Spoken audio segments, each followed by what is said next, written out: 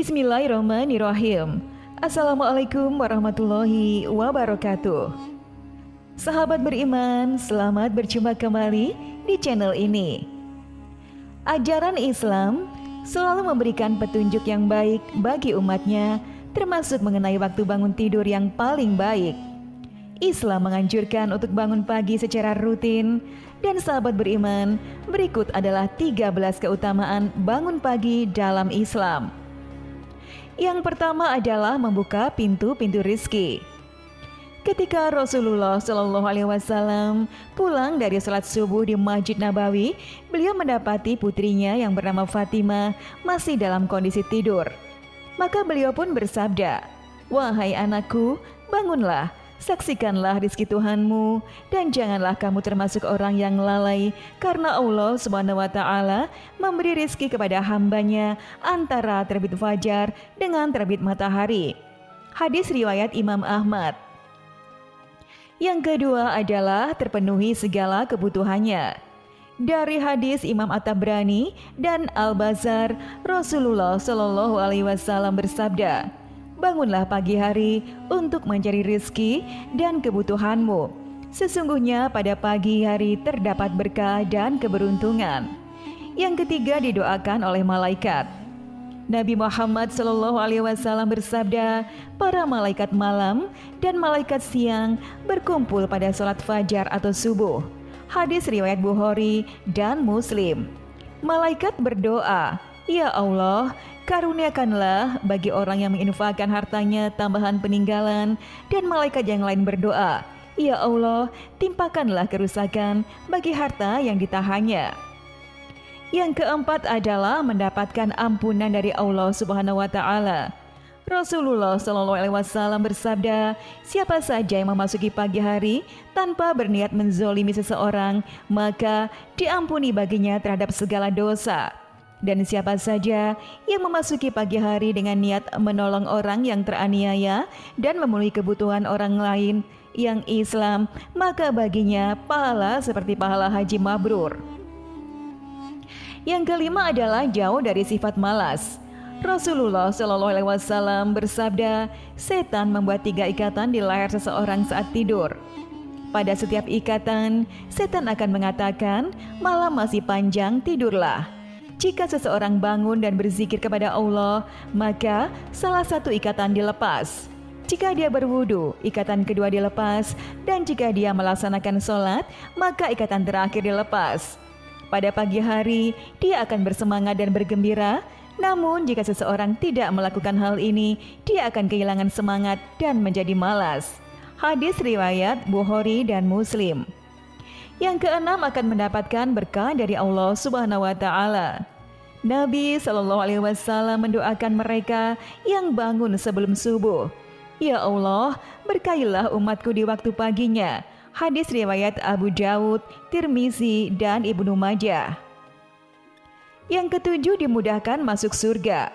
Rasulullah Shallallahu Alaihi Wasallam bersabda, "Barang siapa yang melaksanakan salat subuh dan asar, maka dia akan dimudahkan masuk surga." Hadis riwayat Bukhari dan Muslim. Yang kedelapan, jauh dari kelalaian. Rasulullah Shallallahu Alaihi Wasallam bersabda, "Seseorang yang malas bangun pagi telah dikencingi oleh setan di telinganya." Maksud dari hadis ini adalah bahwa orang yang malas bangun pagi adalah orang yang lalai karena ia lebih memilih tidur berdasarkan bisikan setan. Allah Subhanahu wa Ta'ala juga berfirman, "Sebutlah nama Tuhanmu dalam hatimu dengan merendahkan diri dan rasa takut. Dan janganlah kamu termasuk orang-orang yang lalai, dan janganlah kamu mengeraskan suaramu di waktu pagi dan petang." Quran Surat Al-A'raf ayat 205. Yang kesembilan adalah mendapatkan rizki yang luar biasa jika bangun pagi lalu melakukan sholat sunnah sebelum sholat subuh. Maka insya Allah akan mendapatkan rizki yang melimpah. Dari Aisyah radhiyallahu anha, Nabi SAW bersabda, "Saat sholat fajar sebelum subuh lebih baik daripada dunia dan seisinya." Hadis riwayat Muslim. Yang ke-10 adalah waktu yang baik untuk mulai beribadah. Dari sahabat Abu Hurairah, Nabi Muhammad SAW bersabda, Sesungguhnya agama itu mudah. Tidak ada seorang pun yang membebani dirinya di luar kemampuannya, kecuali dia akan dikalahkan. Hendaknya kalian melakukan amal dengan sempurna, tanpa berlebihan dan menganggap remeh. Jika tidak mampu berbuat yang sempurna, maka lakukanlah yang mendekatinya. Perhatikanlah sahabat, ada pahala di balik amal yang selalu dilakukan. Lakukanlah ibadah secara kontinu di waktu pagi, waktu setelah matahari tergelincir, serta beberapa waktu di akhir malam. Hadis riwayat Bukhari. Yang ke-11, lebih baik daripada dunia beserta isinya. Allah Subhanahu wa Ta'ala berfirman, maka sabarlah kamu atas apa yang mereka katakan, dan bertasbihlah dengan memuji Tuhanmu sebelum terbit matahari dan sebelum terbenamnya. Dan bertasbih pulalah pada waktu-waktu di malam hari dan waktu-waktu di siang hari, supaya kamu merasa senang. Quran Surat Toha ayat 130. Allah Subhanahu wa Ta'ala kembali berfirman, maka bersabarlah kamu terhadap apa yang mereka katakan, dan bertasbihlah kamu sambil memuji Tuhanmu sebelum terbit matahari dan sebelum terbenamnya.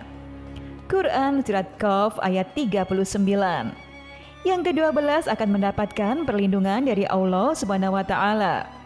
Rasulullah Shallallahu Alaihi Wasallam bersabda, barang siapa yang menunaikan sholat subuh, maka ia berada dalam jaminan Allah. Maka jangan coba-coba membuat Allah membuktikan janjinya. Barang siapa yang membunuh orang yang menunaikan sholat subuh, Allah akan menuntutnya sehingga ia akan membenamkan mukanya ke dalam neraka. Hadis riwayat Muslim, Tirmizi, dan Ibnu Majah. Yang ke-13, bisa melihat Allah Subhanahu wa Ta'ala di hari akhir. Dari Jarir bin Abdullah radhiyallahu anhu, kami sedang duduk bersama Rasulullah Shallallahu Alaihi Wasallam ketika melihat bulan purnama. Beliau pun berkata, sungguh kalian akan melihat Allah sebagaimana kalian melihat bulan yang tidak terhalang dalam melihatnya.